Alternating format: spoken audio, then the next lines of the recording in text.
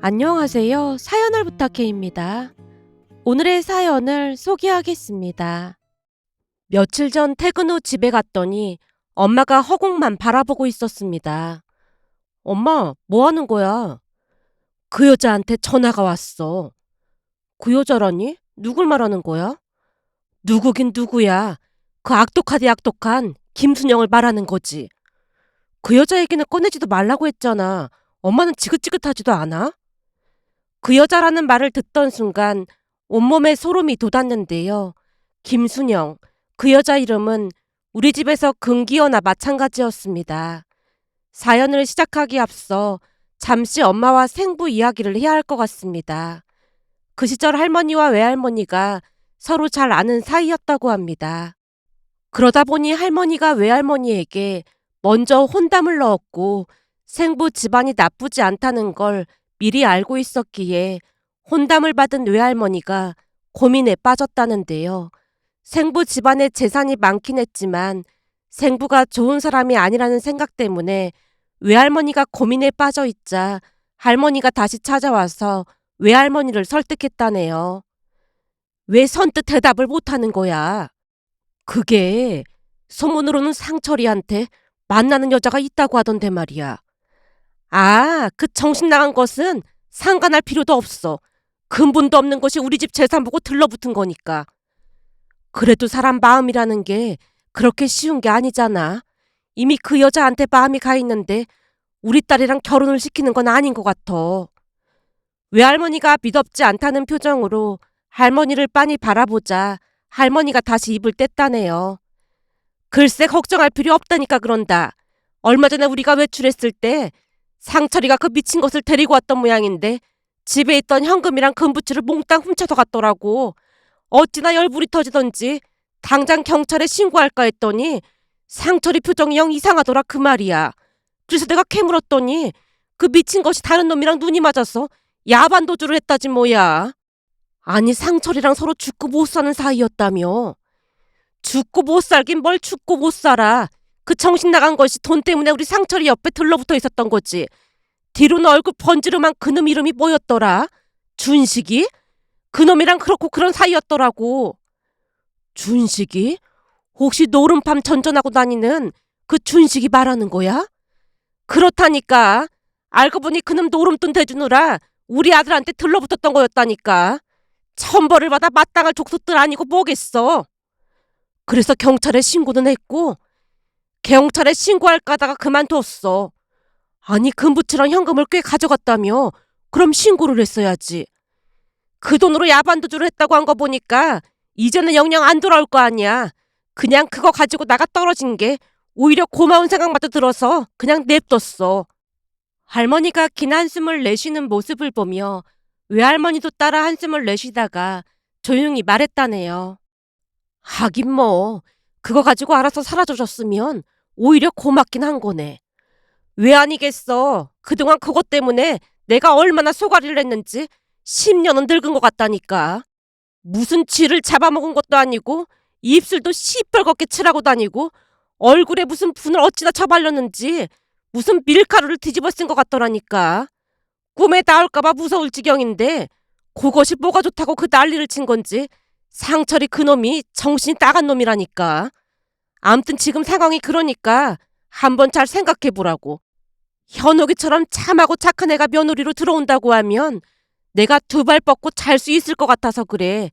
사실 상철이 그놈 눈이 어떻게 돼서 잠깐 헛짓거리를 하긴 했지만 우리 집 정도면 현옥이도 평생 고생 안 하고 살 수 있을 텐데 나쁜 조건은 아니잖아. 현옥이 엄마도 알다시피 여자 팔자라는 게 뒤흉박 팔자라고 하잖아. 남자 잘못 만나면 고생도 그런 고생이 없다니까. 근데 우리 집으로 시집만 오면 우리 재산이 전부 현옥이 재산이 될 건데 무슨 걱정이 있겠어. 할머니가 외할머니를 설득하고 또 설득하다 돌아갔다고 합니다. 그리고 그날 저녁 외할머니가 외할아버지에게 물었다네요. 당신 생각은 어때? 어떻긴 뭐가 어때? 아니 그러니까 아까 상철이 엄마가 와서 혼담 넣고 갔잖아. 상철이가 우리 현욱이 신랑감으로 어떠냐는 거지. 집이 엄청 부자인데 고민할 게 뭐가 있어. 아무리 집이 부자여도 사람을 먼저 봐야 하는 게 아닌가 싶어서 그렇지. 상철이가 최근에 여자 때문에 속을 좀 썩이긴 했지만 그동안은 큰 문제 없었잖아. 그리고 현미꼴 보고도 그런 소리가 나와? 당신 말대로 둘이 좋다고 하길래 사람만 보고 보냈더니 지금 고생이란 고생은 다 하고 있잖아. 얼마 전에도 현미가 돈 빌리러 온 거 보면서 지금 내 속이 속인 줄 알아? 그러니 현옥이라도 돈 많은 집에 시집 보내서 떵떵거리고 살게 해야 할 거 아니야. 외할아버지 말에 외할머니가 더 이상 대꾸하지 못했다는데요. 현미는 우리 이모로 착하지만 형편이 어려운 이모부를 만나서 결혼을 했다네요. 그러다 보니 돈에 쪼들리고 살아서 외할머니 외할아버지 걱정이 이만저만이 아니었답니다. 그때 당시에는 외가도 먹고 살만한 편이었던지라 두 분 입장에서는 엄마가 돈 많은 남자 만나 풍족하게 살길 바랐다고 했습니다. 하지만 그로 인해 엄마 인생에 폭풍이 몰아칠 줄 누가 알았겠습니까? 그 뒤 생부도 야반도주한 김순영이란 여자를 잊고 마음을 다잡으려 안간힘을 썼고 결국 1년이 지나갈 무렵 두 사람이 결혼을 했다네요.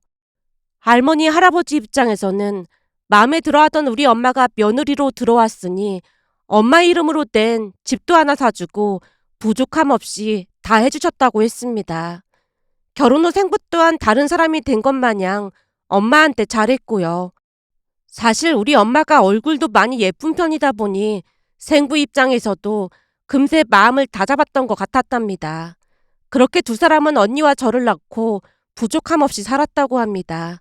할머니 할아버지는 엄마를 많이 예뻐했던 모양으로 아들이 없다고 구박을 하지도 않았고 항상 엄마 편이 되어주셨다네요. 한마디로 엄마는 좋아하는 피아노도 치면서 행복한 생활을 하고 있었다는데요. 그런데 사람 인생이라는 것이 어떻게 될지 아무도 모른다고 했던가요? 우리가 초등학교에 들어갈 무렵 생각지도 못한 문제가 일어났습니다. 그때 금부치와 현금을 훔쳐서 야반 도주한 김순영이 등장을 했거든요.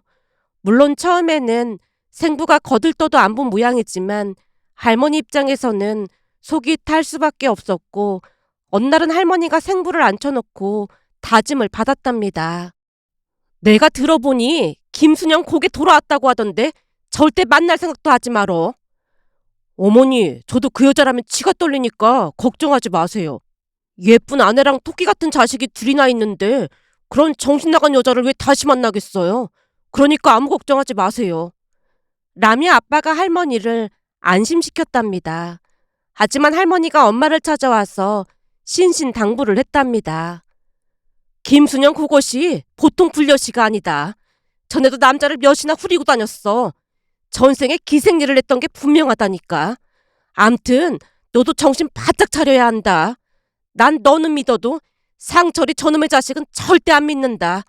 그러니까 이거 받아둬라. 이게 뭔데요?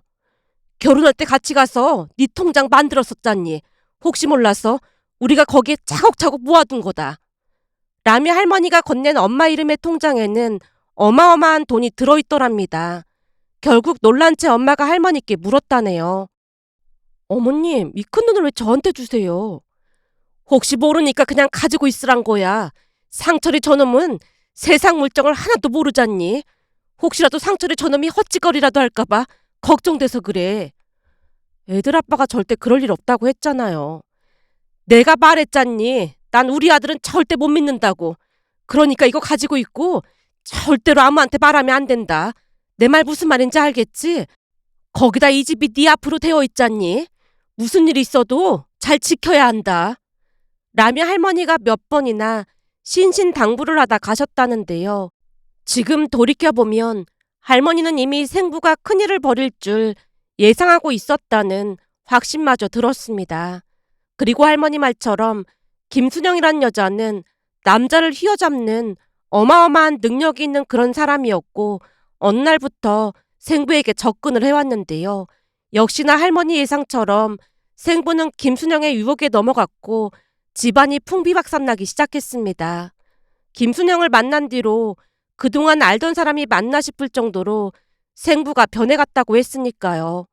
우선 김순영에게 줄 돈을 빼돌리기 시작하더니만 나중에는 김순영이 생부를 앞세워서 집에 찾아와 엄마에게 이혼하라고 고래고래 소리까지 질렀다네요. 상철 씨는 네가 싫다잖아. 근데 왜 이혼을 안 해주겠다는 거야? 애들이 있는데 이혼은 무슨 이혼이에요? 내가 듣자 하니 배울 만큼 배웠고 피아노도 잘 친다고 하던데 사는 꼬라지는 나보다 훨씬 못하네 그래. 그래서 여자는 학벌보다는 남자 꼬시는 능력이 아주 좋아야 하는 거야. 너 같은 게 나랑 상대가 될 것 같아? 아무튼 우리 사랑 방해하지 말고 당장 이혼할 생각해. 말 같지도 않은 소리 하지 말고 당장 나가요. 엄마가 김순영에게 소리를 질러댔지만 생부도 나서서 엄마를 밀치며 이혼 서류에 도장을 찍으라며 망나니 짓을 한 짓은 다 했던 모양이었습니다. 결국 엄마는 하루하루 말라가기 시작했고 어느 날은 할머니 할아버지가 두 사람을 앉혀놓고 말을 했다네요. 네가 김순영 그것이랑 살겠다고 하면 재산은 한 푼도 안 줄 테니까 그런 줄 알아. 어머니 아버지 돌아가시면 그 재산 어차피 내게 되는 건데 맘대로 하세요. 라며 생부가 들은 척도 하지 않았다는데요. 생부의 눈은 이미 정상이 아닌 그런 상태였다네요. 결국 할머니가 엄마에게 이혼을 하라고 했고 우리는 엄마를 따라 살게 되었습니다. 그때가 초등학교 때 일이었기에 우리는 생부에 대한 기억이 많지 않았어요. 그러다 보니 그리운 것도 없었고 그냥 잊고 살았습니다. 하지만 할머니 할아버지는 달랐는데요. 수시로 우리 집에 찾아와서 엄마를 도와주곤 했습니다. 그러던 어느 날은 생부와 김순영이 사업을 한다며 엄청난 빚을 지게 됐고 자기까지 치고 다니는 바람에 생부가 감옥에 갈 처지에 놓였다는 말에 할머니 할아버지가 돈을 해줬다는데 그 뒤에도 계속해서 그런 일이 반복됐다네요. 결국 얼마 뒤 할머니가 먼저 세상을 떠나셨고 몇 달 뒤 할아버지도 세상을 떠나셨습니다. 두 분 다 심장마비로 세상을 떠나셨는데요. 두 분이 얼마나 마음고생이 심하셨을지 감히 짐작조차 되지 않았습니다. 그러는 와중에도 생부라는 사람은 여자에 미쳐서 연락도 안 됐고 참 기가 막히게도 엄마와 고모가 두 분 장례식을 치러드렸는데요. 두 분이 손을 붙들고 얼마나 통곡을 했는지 모른답니다. 장례식이 끝난 뒤 고모가 한이 맺힌 목소리로 말을 꺼냈어요. 얼마나 한이 맺혔으면 두 분 다 심장마비로 돌아가셨겠어. 이게 다 김상철이랑 김순영 그 인간들 때문이야. 어머님 아버님이 생각나서 잠을 못 자겠어요. 올케한테 면목이 없어. 엄마한테 받은 통장은 그대로 가지고 있는 거지? 그럼요. 어머님이 신신당부를 하셨는걸요. 결혼할 때 제 통장을 만들러 가자고 하셔서 같이 가서 만들었는데 그걸 굳이 가지고 가겠다고 하셔서 그때는 왜 그러나 싶었거든요. 그런 깊은 뜻이 있을 줄 누가 알았겠어요. 그 돈 잘 가지고 있어야 해. 그리고 상철이 그놈은 머리 굴릴 줄도 몰라서 그런 생각조차도 못할 테니까 절대 말도 꺼내지 말고. 내가 보니 김순영이 그 미친 것도 머리가 나빠도 보통 나쁜 게 아니라서 법적인 건 잘 모르는 것 같아. 그러니까 절대 내색하지 말라고. 그리고 이건 엄마가 올케한테 주라고 남겨주신 거야. 이게 뭔데요? 금부치를 조금씩 사모으신 것 같아. 올케랑 나한테 남겼더라고. 라며 두 분이 다시 한번 눈물을 흘렸습니다. 그렇게 생부는 아예 연락을 끊고 살았는데요. 나중에 나타나서 할머니 할아버지 집을 처분했다는 소리만 들었을 뿐이었습니다. 그러면서 고모랑 다시 다툼이 있었다는데 어느 날 고모가 찾아와서 재산을 더 받았다며 엄마에게 나눠줬거든요. 엄마가 한사코 손사래를 쳤지만 고모가 조용히 말했어요. 난 말이야, 김상철 그 인간이랑 다른 사람이고 싶어서 그래. 아마도 우리 엄마 아버지도 내가 이래주길 바라실 거야. 우리 조카들 잘 키워줘서 정말 고마워. 라며 엄마에게 돈을 건넸습니다. 그 뒤에도 우리는 고모와 연락을 하며 잘 지냈습니다. 다행히 돈이 없는 건 아니었기에 대학도 잘 졸업했고 우리 자매 둘 다 취업해서 행복한 나날을 보내고 있었어요. 그런데 연락을 끊고 살던 생부가 집에 찾아와서는 눈물을 쏟으며 말을 꺼냈습니다. 내가 지금 가난 말기야. 3개월을 못 넘길 것 같다고 하더라고. 요즘 들어 어머니 아버지도 꿈에 계속 보이고 나도 곧 갈 모양이야. 그동안 여자에 미쳐서 그 난리를 치고 다니더니 아주 꼴 좋다. 당신이 가난 말기던 말던 우리랑 무슨 상관이 있다고 여길 찾아와서 그런 말을 해? 그러게. 내가 입이 10개라도 할 말이 없네. 난 그냥 마지막으로 사과하려고 온 것뿐이야. 생부가 우리에게 사과를 했지만 우리는 그 사과를 받아줄 마음이 전혀 없었습니다. 김순영이라는 여자와는 자식도 없는 모양인지 그제서야 자식이 우리뿐이라는 궤변만 늘어놓다 갔으니까요. 그런데 며칠 뒤 김순영이 집에 찾아와서 고래고래 소리를 질러댔습니다. 네가 내 남편을 불렀어? 능력도 없어서 남편 뺏긴 주제에 네가 왜 내 남편을 불러? 혹시 보험금이 탐나서 부른 거야? 당신은 여전히 무식하고 개념 없고 진짜 추하네. 내가 김상철을 부르긴 왜 불러? 그 인간이 찾아와서 울며불며 죽는다고 하고 갔구만. 근데 여기가 어디라고 찾아와서 행패야 행패가. 내가 예전처럼 당하고만 있을 줄 알아? 엄마가 순식간에 주방으로 가서 소금을 들고 와서는 김순영 얼굴에 뿌리며 말했습니다. 우린 니들이 죽든 말든 관심도 없으니까 당장 꺼져. 다시 한 번만 내 남편 만나기만 해봐. 내가 가만 안 둘 테니까. 김순영이 마지막까지 발악하다가 돌아갔습니다. 그런데 어느 날 퇴근 후 집에 갔더니 엄마가 멍이 앉아서 김순영을 언급하고 있었어요. 그 여자한테 전화가 왔는데 니들 생부가 세상을 떠났다고 하지 뭐니. 근데 왜 엄마한테 전화를 해? 제가 아무런 감정도 없이 물었는데요. 낳아준 아버지가 맞지만 아버지 노릇을 한 기억도 없었기에 슬픔이 전혀 느껴지지 않았으니까요. 김순영이가 하는 말이 장례를 우리 보고 치러주라는구나. 뭐? 우리 보고 장례를 치러주라니? 뭔 말도 안 되는 소리를 하고 있어? 김순영 말로는 자식들은 니들이 전부니까 우리가 치러줘야 하는 게 아니냐고 따져 묻더라고. 대체 얼마나 악독하면 그럴 수가 있는 건지 모르겠다. 라며 엄마가 긴 한숨을 내쉬었는데요. 엄마 말을 듣다가 어이가 없어서 다시 물었습니다. 그래서 엄마는 어떻게 할 생각인데? 고모랑 통화를 해봤는데 그렇잖아도 김순영이가 고모한테 전화해서 장례를 치러주라고 했던 모양이야. 근데 고모가 펄쩍펄쩍 뛰니까 우리한테 연락을 했고 말이야. 진짜 하는 짓 보면 악마도 울고 가겠어. 그래서 엄마는 장례 치러줄 거야?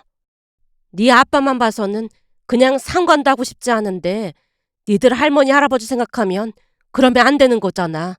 그리고 니들 생부인데 그래야 시간이 지나도 니들 마음이 불편하지 않을 것 같아서 내가 치러준다고 했어. 고모도 오기로 했으니까 니들은 잠깐 얼굴만 비추던지. 엄마 말에 어쩔 수 없이 장례를 치렀는데요. 김순영은 얼굴조차 내밀지 않았습니다. 장례식이 끝나고 얼마 뒤 고모가 찾아와서 혀를 차며 말했어요. 내가 여기저기 수소문해보니까 말이야. 상철이 앞으로 보험 든 게 꽤 있다고 하더라고. 보험이요? 그 보험을 싹 다 찾아서 아주 호의호식하고 있는 모양이야. 그것뿐만이 아니라 벌써 새 남자까지 만들어서 집에 끌어들이고 난리도 아니라고 하잖아. 그러니 우리 엄마 아버지가 얼마나 원통하시겠어. 김순영이도 참 대단한 여자네요. 대단하긴 뭐가 대단해. 그렇게 살아도 벌 안 받고 잘 사니까 대단한 거죠. 그때도 보니까 아주 쌩쌩한 게 200살까지 살겠더라고요. 그러게 말이야. 나쁜 짓 하면 벌 받는다는 말도 다 거짓말이라니까. 우리 엄마 아버지가 일찍 돌아가신 것도 전부 김순영이 때문에 화병으로 그런 거 아니겠어? 고모가 조용히 눈물을 훔쳤는데요. 엄마도 따라 같이 눈물을 흘렸습니다. 그 뒤 우리는 김순영을 잊고 잘 살았습니다. 그런데 시간이 얼마나 지나갔을까요? 어느 주말 초인종이 울려서 인터폰을 보니 김순영이 서 있는 게 아니겠어요? 급히 엄마를 불렀고 엄마가 인터폰으로 김순영을 확인하다가 어이없다는 듯이 말했어요. 참 대단한 사람이네. 당신이 여기가 어디라고 찾아와? 저기 미안한데 문 좀 열어주세요 형님. 뭐 형님? 내가 왜 당신 형님이야? 진짜 급해서 그러니까 문 좀 열어주세요. 그날따라 김순영이 저 자세로 빌다시피 말을 했고 순간 무슨 문제가 생겼구나 싶었는데요. 김순영 얼굴도 퀭한 게 말이 아니었거든요. 결국 궁금증이 일어 문을 열어줬더니 김순영이 집 안으로 들어오다가 탁자에 놓인 사진을 보더니 기겁을 한 채 외쳤습니다. 아니, 이혼한 지가 언제인데 저 양반들 사진을 가지고 있는 거예요? 애들 할머니 할아버지 사진이니까 가지고 있었지. 근데 당신이 뭔데 그딴 걸 물어? 저기 죄송한데 그 사진 좀 잠깐 안 보이게 치워주면 안 될까요? 김순영이 알 수 없는 말을 하면서 불안에 떨고 있었습니다. 그 모습에 제가 사진을 가만히 뒤집어 눕혀놨더니 김순영이 밑도 끝도 없이 말을 꺼냈습니다. 저기 내가 다 잘못했습니다. 잘못을 하다니? 지금 무슨 소리를 하는 거야? 그리고 당신이 언제부터 나한테 존댓말을 했다고 그렇게 말을 해? 아니에요. 제가 다 잘못했습니다. 그래서 말인데 이거 다 돌려드릴게요. 이게 뭔데 나한테 줘? 이게 그 사람 보험금 받은 건데 돈이 꽤 많이 나왔거든요. 그래서 형님한테도 드리는 게 맞는 것 같아서요. 내가 왜 당신 형님이냐고? 그 형님이란 소리 하지도 마. 암튼 이것 좀 받아주세요. 김순영이 엄마에게 쇼핑백을 내밀었는데요.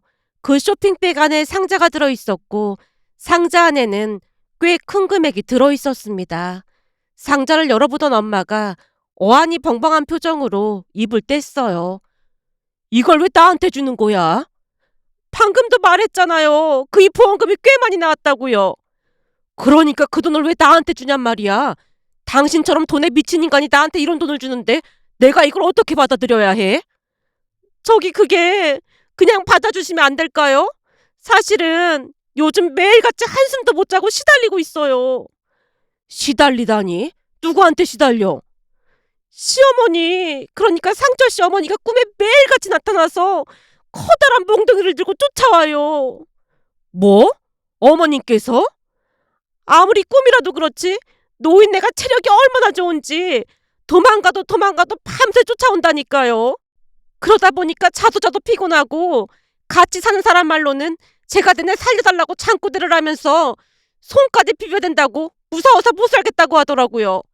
그러기를 벌써 몇 달째예요. 결국 용한 점쟁이를 찾아갔더니 시어머니가 노해서 그런 거니까 화를 풀어줘야 한다길래 큰 돈을 들여서 굿까지 하고 그랬거든요. 그런데도 아무런 효과도 없고 계속 같은 꿈을 꾸거든요. 오히려 구슬한 뒤로는 시아버지까지 나와서 두 노인네가 같이 쫓아오는데 저 정말로 이대로는 제명에 못 살 것 같아요. 그래서 곰곰이 생각해보니까 내가 형님한테 지은 죄가 많아서 그런 게 아닌가 싶어서 이렇게 찾아왔어요. 그게 나랑 무슨 상관이 있다고 그래? 그게 가만히 생각해보니까 그 이 보험금을 찾고 난 뒤부터 꿈에 보이기 시작했고요. 그때부터 몸도 여기저기 아픈 게 이상했거든요. 그러다 보니 보험금을 형님한테 안 줘서 그런 건가 싶은 생각이 퍼뜩 들지 뭐예요. 그래서 이렇게 돈을 가지고 왔어요. 그동안 제가 굿한다 뭐한다 조금 쓰긴 했지만 쓰고 남은 건 다 가져온 거예요. 그러니까 형님이 시부모님 납골당에 가서 저 좀 용서해주라고 하면 안 될까요? 두 분 형님을 참 예뻐했잖아요. 김순영 말이 쉬이 믿어지진 않았지만 그날 김순영 얼굴이 오늘 내일 하는 사람처럼 진짜 말이 아니긴 했습니다. 그전에는 나이보다 훨씬 젊어 보일 정도로 피부가 탱글탱글했지만 그날 김순영의 모습은 20년은 더 나이가 들어 보일 정도였으니까요. 김순영이 빌다시피 했지만 엄마는 들은 척도 하지 않았고 김순영을 밖으로 내쫓았는데 돈이 들어있던 봉투도 같이 내던졌습니다. 내가 굶어 죽는 한이 있어도 그런 더러운 돈은 못 받으니까 그 돈 가지고 가서 다시 구슬하던지 말던지 알아서 해. 예전에 그런 말이 있잖아. 남의 눈에 눈물 나게 하면 제 눈에는 피눈물이 난다고. 당신이 감내해야 하는 일이니까 알아서 해결하라고. 엄마가 문을 닫았지만 김순영이 문을 두드려댔고 결국에는 경찰까지 불러야만 했습니다. 그 뒤에도 김순영이 몇 번 더 찾아왔지만 우리가 문을 열어주지 않자 울고불고 난리를 피워댔습니다. 하지만 그 뒤 한동안 조용해졌기에 우리는 김순영을 잊고 살았습니다. 그러던 어느 날은 퇴근해서 집에 갔더니 고모와 엄마가 심각한 표정으로 대화를 나누고 있었어요. 결국 정신병원에 들어갔다고 하더라고. 세상에나, 이게 다 무슨 일이래요? 나한테도 몇 번이나 찾아왔는데 우리 엄마 아버지 납골당에 가서 얘기 좀 잘해달라고 빌어댔거든. 그런 거 보면 김순영 말이 거짓말은 아닌가 봐. 그러게요. 저한테도 찾아와서 꿈에 어머님 아버님이 계속 보인다고 했거든요. 근데 제가 보기에는 그냥 양심의 가책 그런 걸 느껴서 그런 꿈을 꾼 게 아닐까요? 양심의 가책? 김순영이가 양심의 가책을 느낀다고? 올케는 지금껏 그 인간을 겪어보고도 그런 소리를 하고 있어. 그 인간은 양심이라는 것 자체가 없는 인간이야. 그래서 내가 용한 보살이 있다고 해서 가서 물어봤거든? 보살이요? 형님 그런 거 절대 안 믿잖아요. 물론 그동안 안 믿었지. 근데 김순영이 행동이 영 이상하잖아. 그래서 찾아가서 물어봤더니 우리 엄마 아버지가 김순영이를 괴롭히고 있는 게 맞다고 하더라고. 에이, 설마요. 그냥 심리적인 영향일 거예요. 엄마가 손사래를 쳤는데요. 순간 고모가 놀랄 만한 말을 꺼냈습니다. 김순영이가 지금 정신병원까지 들어갔다는데도 그게 그냥 심리적인 거란 말이야? 김순영이 동생이 나를 찾아와서 자기 언니 좀 살려달라고 하면서 분명히 그랬다니까. 정신병원까지 갔으니 보통 일이 아니긴 하네요. 그 동생이란 사람 말로는 이제는 낮에도 우리 엄마 아버지가 보인다면서 막 소리도 지르고 구석에 쪼그리고 앉아서 벌벌 떤다잖아. 내가 보기엔 엄마 아버지가 한이 맺혀서 그런 것 같아. 라며 고모가 조용히 눈물을 훔쳤습니다. 그 뒤 김순영은 정신병원에서 나오지 못하고 병원에서 지내고 있다고 했습니다. 얼마 전 할머니 생신을 맞이해서 두 분 낙골당에 다녀왔는데요. 사진 속에서 환하게 웃고 계신 두 분을 보니 마음이 아려왔습니다. 두 분 사진을 빤히 바라보던 고모가 조용히 입을 뗐어요. 엄마 아버지, 진짜 김순영이 꿈에 나타나신 게 맞는 거예요? 엄마 아버지가 김순영이를 벌 준 거예요? 라고 물었지만 사진 속 두 분은 그저 환한 미소를 짓고 계실 뿐이었습니다. 그러면서 사는 내내 그렇게 악행을 저지르더니 결국 벌을 받은 게 아닌가 하는 생각이 들어 이런 사연도 있을까 싶어 이렇게 글 남겨봅니다. 오늘의 사연은 여기까지였습니다. 즐겁게 보셨다면 구독, 좋아요 부탁드립니다. 고맙습니다.